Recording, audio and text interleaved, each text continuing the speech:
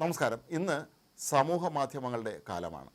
കാണുന്നത് എന്തും പകർത്തി പരമാവധി റീച്ച് വർദ്ധിപ്പിക്കാനായി പലരും പല കാര്യങ്ങളും ചെയ്യാറുണ്ട്. ഇപ്പോൾ ഇറാന് നേർക്ക് ഇസ്രായേലും അമേരിക്കയും ചേർന്ന് നടത്തുന്ന യുദ്ധത്തിനിടെ ഗൾഫ് രാജ്യങ്ങളിലേക്ക് നിരന്തരമായി ഇറാൻ മിസൈലുകളും ഡ്രോണുകളും അയക്കുന്നത് പതിവായിരിക്കുകയാണ്. എന്നാൽ ഈ ഡ്രോണുകളും മിസൈലുകളൊക്കെ തന്നെ തകർത്ത് തരിപ്പണമാക്കാനുള്ള എല്ലാ സംവിധാനങ്ങളും ഗൾഫ് രാജ്യങ്ങൾക്കുണ്ട്. അവിടെ അമേരിക്കൻ സൈന്യമുണ്ട്, അമേരിക്കൻ സൈനിക താവളങ്ങളുണ്ട്.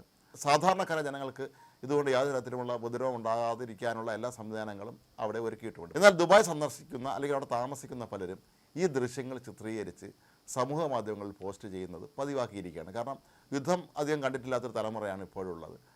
അങ്ങനെയുള്ളവരെ സംബന്ധിച്ചിടത്തോളം ഈ മിസൈലുകൾ പാഞ്ഞു വരുന്നതും മിസൈൽ പ്രതിരോധ സംവിധാനം അവയെ തകർക്കുന്നതുമൊക്കെ തന്നെ ഒരു വിസ്മയ കാഴ്ചയാണ്. എന്നാൽ ഇത് രാജ്യസുരക്ഷയെ അതീവ ഗുരുതരമായി ബാധിക്കുന്ന ഒരു കാര്യമാണ് എന്നുള്ള കാര്യം പലർക്കും അറിയില്ല.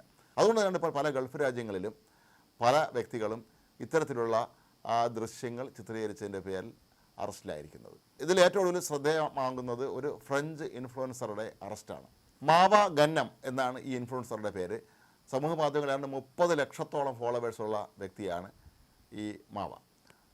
മാവ ചെയ്ത കാര്യം അവർ താമസിച്ചിരുന്ന ഹോട്ടൽ മുറിയിൽ നിന്ന് ഈ മിസൈലുകൾ പാഞ്ഞു വരുന്നതിൻ്റെയും അവ തടയുന്നതിൻ്റെയൊക്കെ തന്നെ ദൃശ്യങ്ങൾ ചിത്രീകരിക്കുകയും ഇവ സമൂഹ മാധ്യമങ്ങളിൽ വ്യാപകമായി പ്രചരിപ്പിക്കുകയും ചെയ്തിരുന്നു. ഒന്നും കൂടാതെ അവർ ചില കാര്യങ്ങളും വിളിച്ചു പറയുന്നു. എനിക്ക് വല്ലാതെ പേടിയാവുന്നു, എൻ്റെ കൈകാലുകൾ വിറയ്ക്കുകയാണ് എന്നൊക്കെ അവർ ഉറക്കെ ഈ വീഡിയോയിൽ വിളിച്ച് പറയുന്നുമുണ്ട്.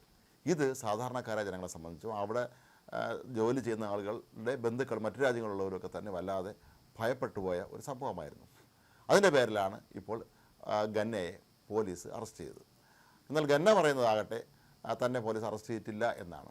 ഗന്ന മാത്രമല്ല, ഏതാണ്ട് 4ഓളം ഫ്രഞ്ച് പൗരന്മാരെ അവിടെ ജോലി ചെയ്യുന്ന അല്ലെങ്കിൽ സന്ദർശിക്കാനെത്തിയ 4ഓളം ഫ്രഞ്ച് പൗരന്മാരും ഇതിനോടകം തന്നെ ഇത്തരം സംഭവങ്ങൾക്കായി അറസ്റ്റ് ചെയ്യപ്പെട്ടിട്ടുണ്ട് എന്നാണ് പറയപ്പെടുന്നത്.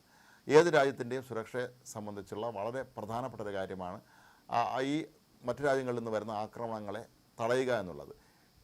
ആക്രമണം തടയുന്നതുമായി ബന്ധപ്പെട്ട എല്ലാ കാര്യങ്ങളും ഒരു രാജ്യവും പുറത്തുവിടാറുമില്ല. അപ്പോൾ അങ്ങനെയുള്ള സന്ദർഭത്തിൽ ഇത്തരം ദൃശ്യങ്ങൾ പകർത്തി അവ സമൂഹ മാധ്യമങ്ങളിൽ പോസ്റ്റ് ചെയ്യുന്നത് അതീവ ഗുരുതരമായ കുറ്റകൃത്യമായിട്ട് തന്നെയാണ് എല്ലാ രാജ്യങ്ങളും കണക്കാക്കുന്നത്. ഗൾഫ് രാജ്യങ്ങളിലുമൊക്കെ തന്നെ ഇതിന് വളരെ കർശനമായ നിയന്ത്രണങ്ങൾ നേരത്തെ തന്നെ ഏർപ്പെടുത്തിയിട്ടുള്ളതാണ്. എന്നിട്ടും പലരും എന്തുകൊണ്ടാണ് ഇത് ചെയ്യുന്നത് എന്നുള്ള ചോദ്യമാണ് ഇവിടെ ഉയരുന്നത്. മാത്രമല്ല, കഴിഞ്ഞ ദിവസങ്ങളിൽ ഒരു 60 വയസ്സുകാരനെ ബ്രിട്ടീഷ് പൗരനും ഇതുപോലെ മിസൈൽ ആക്രമണം നടക്കുന്നതിൻ്റെയും അത് തടയുന്നതിൻ്റെയൊക്കെ ദൃശ്യങ്ങൾ സമൂഹ മാധ്യമങ്ങളിൽ പോസ്റ്റ് ചെയ്തിരുന്നു. ഇയാളെയും പോലീസ് പിന്നീട് പിടികൂടിയിരുന്നു. ഗൾഫ് രാജ്യങ്ങളിലെ സുരക്ഷാ സംവിധാനങ്ങൾ അങ്ങേയറ്റം കുറ്റമറ്റതാണ്. ആരെങ്കിലും അവയൊക്കെ തന്നെ ലംഘിക്കാൻ ശ്രമിക്കുകയാണെങ്കിൽ അവർക്ക് കർശനമായ ശിക്ഷ ലഭിക്കും എന്നുള്ളതിൻ്റെ ഏറ്റവും വലിയ തെളിവായി മാറുകയാണ് ഈ സംഭവങ്ങൾ. ഇന്ത്യയിലാണെങ്കിൽ പോലും നമ്മുടെ രാജ്യസുരക്ഷയെ ബാധിക്കുന്ന തരത്തിൽ ഒരു വിധത്തിലുമുള്ള കാര്യങ്ങൾ ചിത്രീകരിക്കാൻ ആരെയും അനുവദിക്കാറില്ല. നമുക്കെല്ലാം ഓർമ്മയുള്ളതുപോലെ 1-2 ആഴ്ച മുമ്പ് ഇറാനിൽ നിന്നുള്ള ഒരു കപ്പൽ കൊച്ചി തുറമുഖത്തെത്തിയപ്പോൾ സുരക്ഷയുടെ ഭാഗമായി നമ്മൾ അതീവ സുരക്ഷയാണ് ആ കപ്പലിനെ ഏർപ്പെടുത്തിയിരുന്നത്.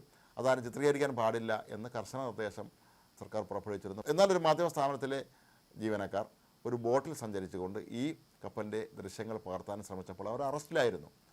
പിന്നീടാണ് അവർക്ക് ജാമ്യം അനുവദിച്ചത്. അപ്പോൾ ഇത് എല്ലാ രാജ്യങ്ങളിലും നിലവിലുള്ള ഒരു സംവിധാനം തന്നെയാണ്. ഏതായാലും ഗൾഫ് രാജ്യങ്ങളൊക്കെ ഇന്ത്യക്കാർ, പ്രത്യേകിച്ച് മലയാളികൾ എല്ലാവരും ശ്രദ്ധിക്കേണ്ട കാര്യമാണ്. എന്ത് കണ്ടാലും പെട്ടെന്ന് തന്നെ ചിത്രീകരിച്ച് സോഷ്യൽ മീഡിയയിൽ ഇടുന്ന ശീലം ഒരു യുദ്ധം നടക്കുന്ന സമയത്ത് അത് ശരിയായൊരു നടപടിയല്ല. അത് നിങ്ങളുടെ വല്ലാത്ത പ്രതിസന്ധിയിലേക്ക് തന്നെ കൊണ്ടുപോകും എന്നുള്ളത് ഉറപ്പാണ്.